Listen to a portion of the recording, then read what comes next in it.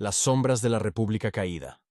En las colinas brumosas del Palatino, donde el Tíber serpenteaba como una vena de plata bajo la luna llena, Marco Valerio oyó el primer susurro de traición.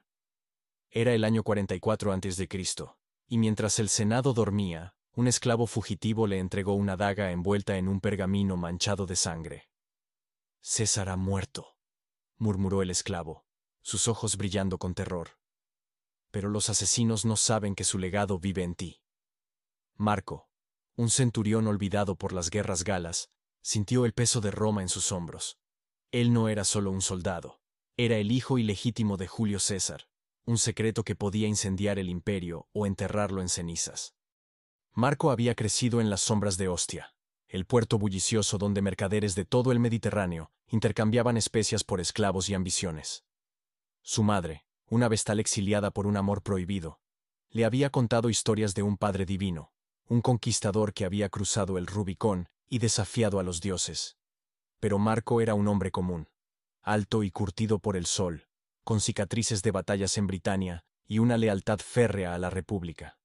Ahora, con César apuñalado en los idus de marzo, los conspiradores, Bruto, Casio y sus aliados, buscaban consolidar su poder, eliminando cualquier rastro de la dinastía cesariana.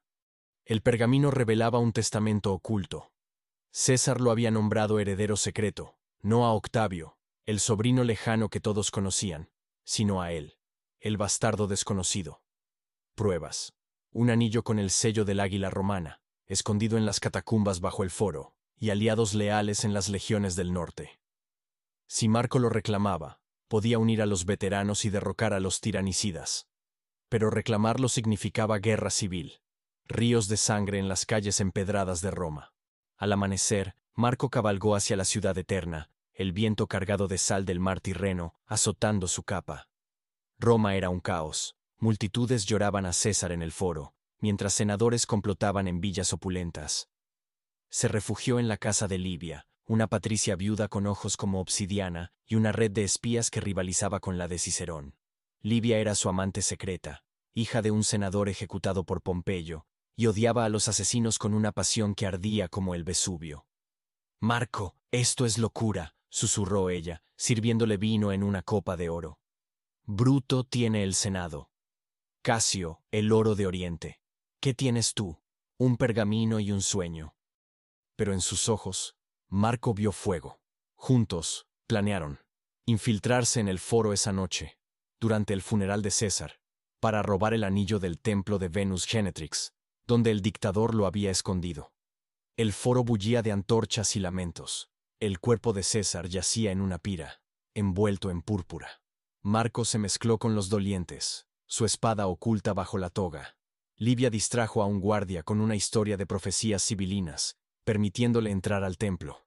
Allí, en un altar secreto, encontró el anillo, grabado con las palabras Beni, Vidi, Vici, pero con una inscripción interna: «Para mi hijo, el verdadero lobo de Roma».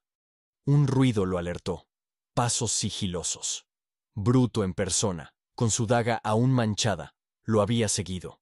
«Bastardo de un tirano», siseó Bruto atacando. Lucharon en la penumbra, espadas chocando contra mármol, ecos reverberando como truenos. Marco era más joven, más fuerte. Desarmó a Bruto y lo obligó a huir, pero no antes de que el senador gritara: «Traición, el fantasma de César camina». Herido en el hombro, Marco escapó al Tíber, donde Livia lo esperaba en una barcaza. Navegaron río abajo, hacia el sur, hacia las legiones en Campania. «Octavio ya marcha desde Apolonia», dijo ella, vendando su herida con tiras de lino. «Él cree ser el heredero. Si lo confrontas, Roma se dividirá». Marco miró el anillo en su dedo. «Entonces lo uniré». César no quería un imperio de senadores corruptos. Quería un legado de gloria. Llegaron a las afueras de Roma al atardecer, donde veteranos leales a César acampaban, sus estandartes ondeando como alas de águilas. El general Antonio, con su barba roja y voz como un rugido, los recibió. «He oído rumores de un hijo perdido», dijo Antonio, sirviéndoles hidromiel. «Prueba tu sangre, y te seguiré». Marco mostró el anillo y el pergamino. Antonio juró lealtad, pero advirtió: «Casio reúne ejércitos en Siria. Debemos actuar rápido. Esa noche, en el campamento iluminado por fogatas, Marco soñó con César. El dictador, envuelto en toga sangrienta, le susurraba: «La república muere, el imperio nace». Despertó sudando, Livia a su lado. «Eres más que su hijo», murmuró ella. «Eres Roma renacida». Al alba, marcharon hacia el norte, uniéndose a las legiones de Octavio en Mutina. Octavio, un joven delgado con ojos fríos como el mármol, los enfrentó en un claro boscoso. «Tío Antonio», saludó, ignorando a Marco. «He venido a vengar a César». Pero cuando Marco reveló el anillo, Octavio palideció. «Imposible. El testamento me nombra a mí». Una tensión eléctrica llenó el aire. Espadas se desenvainaron. Livia intervino, su voz calmada como el Nilo. «No luchéis entre hermanos de sangre. Uníos contra Bruto y Casio. Roma necesita emperadores, no rivales». Tras horas de negociación bajo un roble antiguo, formaron el segundo triunvirato: Antonio, Octavio y Marco, el bastardo legitimado. Juraron proscripciones, listas de enemigos a eliminar, incluyendo a Cicerón, cuya lengua afilada había condenado a César. La guerra estalló como una tormenta. En Filipos, en las llanuras de Macedonia, se enfrentaron a los asesinos. Marco lideró la carga, su espada cortando a través de falanges enemigas, el polvo elevándose como almas de los caídos. Bruto, acorralado en una colina, se suicidó con su propia daga, murmurando: «Et tu, fili». Casio siguió, y la victoria fue suya. Pero el triunfo trajo sombras. Antonio se emborrachó de poder en Egipto, seducido por Cleopatra. Octavio intrigaba en Roma, consolidando alianzas. Marco, ahora cónsul, regresó a la ciudad con Livia, quien se convirtió en su esposa en una ceremonia bajo el Capitolio. Construyeron una villa en el Aventino, con vistas al Circus Maximus, donde carros rugían como truenos. Pero la paz era ilusoria. Octavio, celoso del linaje de Marco, difundió rumores.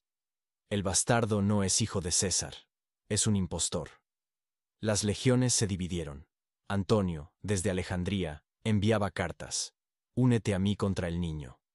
En el año 32 a.C., la ruptura fue inevitable. Marco, leal a la visión de César, se alió con Antonio. Navegaron a Actium, donde la flota de Octavio esperaba como un muro de galeras. La batalla fue un caos de remos astillados y flechas incendiarias. Cleopatra huyó, Antonio la siguió, y Marco quedó solo, su barco rodeado. Luchó con furia, pero una lanza lo hirió en el pecho. Livia, disfrazada de marinera, lo arrastró a la cubierta inferior. «No mueras, amor», suplicó. Escaparon en una barca pequeña, remando hacia Sicilia bajo la cobertura de la noche. Antonio se suicidó en Egipto. Cleopatra siguió, mordida por un áspid. Octavio, ahora Augusto, cazaba a Marco como a un lobo herido. Se escondieron en las montañas de los Apeninos, en una cueva donde pastores les daban pan y queso. «He fallado», murmuró Marco, su herida infectada. Livia negó. «Has encendido la chispa. Roma será imperio, no república de traidores». Meses después, Octavio los encontró. Pero en un giro del destino, el joven emperador, al ver el anillo en el dedo de Marco, vaciló. «Eres mi hermano de sangre», admitió. «Únete a mí, y gobernaremos juntos». Marco, debilitado pero orgulloso, rechazó. César quería libertad, no tiranía. Octavio, con lágrimas, ordenó su ejecución, pero Livia intervino. «Déjalo exiliarse. Su legado vivirá en las sombras». Marco y Livia huyeron a Hispania, viviendo como granjeros en las colinas de Tarraco. Años pasaron. Octavio se convirtió en Augusto, construyendo un imperio de mármol.